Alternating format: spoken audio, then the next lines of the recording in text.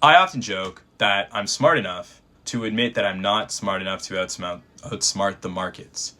And what that means is I do favor and I talk a lot about things like indexing or factors, which are essentially a variation on indexing approaches to how one might invest. Now, many people will look at that and say, well, if that's the case, then advisors can't offer any value when it comes to the investment component. And that's where I would actually disagree.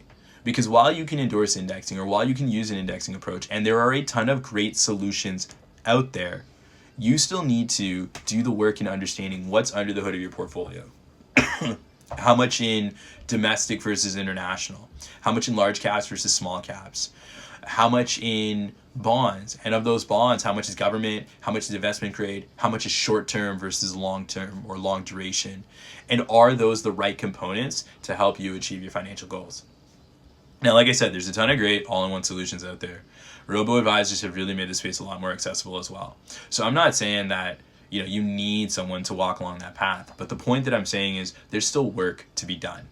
Whether you're using an advisor or doing it yourself, you need to understand what's under the hood to understand if it's actually suitable for you for the long term.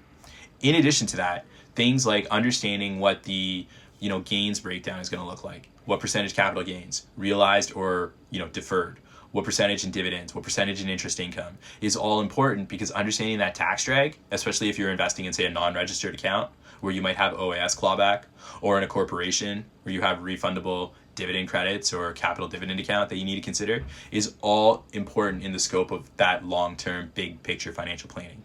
And so it's not just enough to say, oh, it's indexing, it's fine. You need to understand that breakdown, those components, and how they come together, because they tie into the tax planning and the long-term financial planning. That's some of the value that we add to our clients. And if you're not getting that, or if you're wondering what else we do, feel free to reach out.